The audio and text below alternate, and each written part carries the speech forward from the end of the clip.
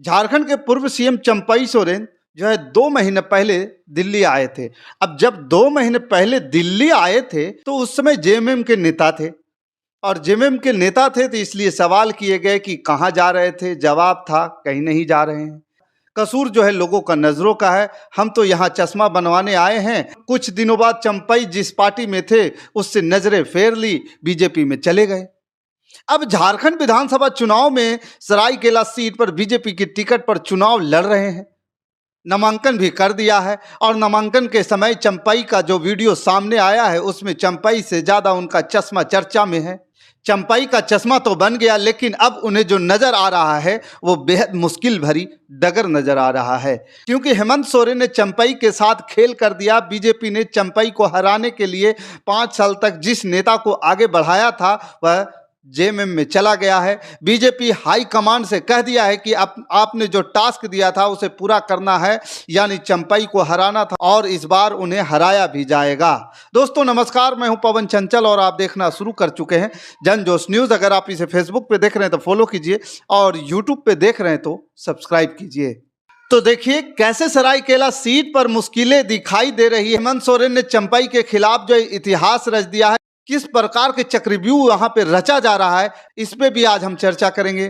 चंपई सोरेन ने सरायकेला सीट से नामांकन कर दिया है, लेकिन जब चंपई नामांकन के लिए जा रहे थे तो उनके कुछ ही घंटे पहले हेमंत सोरेन ने चंपई के खिलाफ गणेश को उम्मीदवार बनाने का ऐलान कर दिया। अब चर्चा है कि गणेश महली के डर से ही चंपई सोरेन जेएमएम छोड़कर बीजेपी में आए थे। वैसे चंपई दावा करते हैं कि जेएमएम में उन्हें सम्मान नहीं मिला, जेएमएम उनका अपमान किया। हेमंत सोरेन ने चंपई सोरेन को सीएम तक बना दिया था। इसके आगे चंपई हेमंत से और क्या चाहते थे यह तो उन्होंने नहीं बताया, लेकिन हेमंत अब जो है चंपई सोरेन को विधानसभा पहुंचने वाले रास्ता को बेहद मुश्किल बना दिया है और चंपई सोरेन विधानसभा इस बार पहुंच पाएंगे या नहीं, ये भी अभी उस पर बड़ा सवाल खड़ा हो रहा है। अब गणेश जो है जेएमएम टिकट पर चुनाव लड़ रहे हैं। बीजेपी के सर्वे में सरायकेला सीट पर जो नेता चुनाव जीतते हुए दिखाई दे रहा था वो अब जेएमएम के टिकट पर चुनाव लड़ रहा है। वो गणेश दरअसल बीजेपी के तरफ से लोकसभा चुनाव के बाद झारखंड चुनाव की तैयारियों में शुरू कर दिया था और एक तरफ से ये भी कहा जा रहा था कि राज्य में उम्मीदवारों के चयन के लिए सर्वे कराए गए थे, जैसे कि बीजेपी हमेशा करवाती रही है और हर राज्य में चुनाव से पहले एक आंतरिक सर्वे कराती है और उस आंतरिक सर्वे के आधार पर ही बीजेपी टिकटों का बंटवारा करती है। रिपोर्ट तैयार होती है कि किस विधायक ने क्या काम किया है, किस विधायक काम नहीं किया है। अगर विधायकों ने काम किया है और जनता उससे संतुष्ट होती है तो टिकट रिपीट होती है। अगर किसी विधायक के खिलाफ जनता में नाराजगी होती है तो उसका टिकट काट दिया जाता है। लेकिन यहाँ पर बीजेपी ने गलत फैसला ले लिया, क्योंकि सर्वे में सरायकेला सीट से गणेश महली को सबसे मजबूत उम्मीदवार बताया गया था। दावा तो यहाँ तक किया गया था कि बीजेपी के सर्वे में गणेश महली जीत तय है। गणेश महली चुनाव की तैयारी में भी जुटे हुए हैं। जिस समय चंपई रांची से दिल्ली के चक्कर लगा रहे थे, रांची से दिल्ली गए थे और वहां पे चश्मा बनाने को लेकर के जो बात कर रहे थे और चक्कर लगा रहे थे, उस समय गणेश जो है लोगों के बीच जा करके उनका दुख दर्द समझ रहे थे, ग्रामीणों से मिल रहे थे, उन लोगों से मिल रहे थे जिनकी इनको सहयोग की जरूरत है और उनको जो है मदद कर रहे थे। उस समय राजनीतिक तौर पर जो भी मदद होती है कर रहे थे और लोगों के बीच उठना बैठना भी कर रहे थे। तो ये तमाम तरह की यहाँ काम हो रहा था। लेकिन वहीं दूसरी तरफ चंपई सोरेन जो है दिल्ली में बीजेपी के आला कमान से मुलाकात कर रहे थे, बैठक पे बैठक कर रहे थे और बीजेपी में शामिल होने की तैयारी कर रहे थे। एक तरफ चंपई सोरेन बीजेपी में शामिल होने की तैयारी कर रहे थे तो दूसरी तरफ जो है गणेश अपनी वोटर को, अपनी समर्थकों को अपने साथ लाने की तैयारी कर रहे थे और यही सबसे बड़ा कारण है कि इस बार चंपई सोरेन को सबसे बड़ा झटका लग सकता है।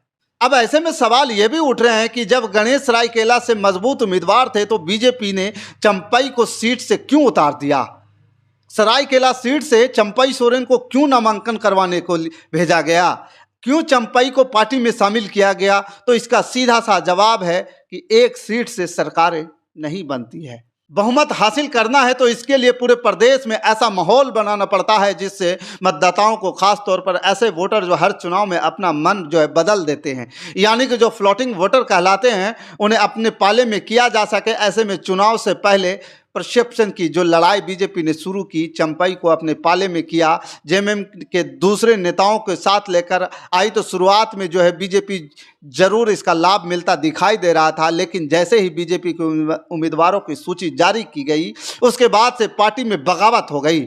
जो भगदड़ मची है बीजेपी के अंदर, वो बीजेपी चाहती थी कि वो भगदड़ जो है जेएमएम के अंदर मचेगी। बगावत का दौर ऐसा हुआ कि बीजेपी के अंदर खाने जो है चंपाई सोरेन का खूब विरोध होना शुरू हो गया। बीजेपी के कई नेता जेएमएम में शामिल हो गए। जिस प्रकार से अभियान के सहारे बीजेपी इंडिया गठबंधन को हराने का प्लान बना रही थी, अब वो सारा का सारा प्लान जो है बीजेपी के ऊपर उल्टा भारी पड़ गया। वैसे आपको यहाँ यह भी बता दें कि गणेश जो है चंपाई सोरेन के बीच पहली बार ये मुकाबला नहीं होने जा रहा है। 2 बार ये नेता आपस में भिड़ चुके हैं, बस समय अलग अलग था, पार्टी अलग अलग थी। सरायकेला सीट पर दोनों के बीच कांटे की टक्कर हुई थी 2014 में। अब पहले की बात करें तो 2014 में तो चंपाई सिर्फ 1115 वोट से जीत पाए थे। चंपाई सोरेन की जीत के पीछे भी 2 बड़े जो है कारण बताए जाते हैं। पहला, चंपाई जिस कोल्हान रीजन सरायकेला खरसावां जिले से आते हैं वह जेएमएम का गढ़ माना जाता है और हर चुनाव में इस रीजन के अधिकांश सीटें जेएमएम के पाले में ही जाती रही है। और दूसरा, हेमंत सोरेन और उनके पिता शिबू सोरेन का यहाँ जबरदस्त प्रभाव माना जाता है। इसी का फायदा अभी तक चंपाई को मिल रहा है, लेकिन इस बार के चुनाव में चंपाई को इसका फायदा जो है नहीं मिल पाएगा। चंपाई जो है पहले से अब कमजोर हो जाएंगे। इस कोल्हान रीजन में जो है बीजेपी और कमजोर हो जाएगी। इसी रीजन में मजबूत होने के लिए बीजेपी ने चंपाई को अपने साथ में लिया था, लेकिन बीजेपी के अंदर झारखंड में जो बगावत हुई है उस सबसे ज्यादा प्रभाव अब कोल्हान रीजन में ही दिखाई दे रहा है। सरायकेला सीट से तो बीजेपी के टिकट की उम्मीद करने वाले कई दिग्गज नेता जेएमएम में चले गए थे। उनका कहना है कि जेएमएम की हार जरूरी है, क्योंकि चंपाई को लेकर के इस समय जबरदस्त नाराजगी है लोगों के अंदर, खास तौर पर बीजेपी के कार्यकर्ताओं में कुछ, क्योंकि बीजेपी के कार्यकर्ता चंपाई सोरेन के खिलाफ लगातार आंदोलन करते रहे हैं और चंपाई ही अब बीजेपी के उम्मीदवार बन गए हैं, जिस कारण से बीजेपी के कार्यकर्ता उनका प्रचार करने को तैयार नहीं दिखाई दे रहे। हेमंत सोरेन तो पहले ही चंपाई को जो है लेकर के रास्ते इतने जटिल कर दिए हैं कि चंपाई सोरेन अपने आप जो है चाल में घिर चुके हैं। चंपाई को हराने के लिए अपनी पूरी ताकत लगाए हुए हैं हेमंत सोरेन। उन्होंने इस रीजन में जेएमएम के सभी नेताओं को सक्रिय कर दिया है, इसका असर भी दिख रहा है। चंपाई सोरेन बीजेपी में भले ही चले गए हैं, लेकिन अपने साथ सरायकेला में जेएमएम के किसी बड़े नेता को बीजेपी में शामिल नहीं करा पाए। ऐसे में कहा जा रहा है कि जेएमएम के अंदर चंपाई को बगावत की सजा देने की तैयारी हो रही है, तो बीजेपी के नेता चंपाई को पहले से ही हरवाने की कोशिश में जुटे हुए हैं। और सबसे बड़ी बात, बीजेपी के ज्यादातर नेता गणेश महली के समर्थक हैं, और क्योंकि 5 साल से महली उनके साथ खड़े थे और वह चुनाव की तैयारी भी कर रहे थे, तो हेमंत सोरेन की रणनीति में से अब चंपाई सोरेन बुरी तरह फंस गए हैं।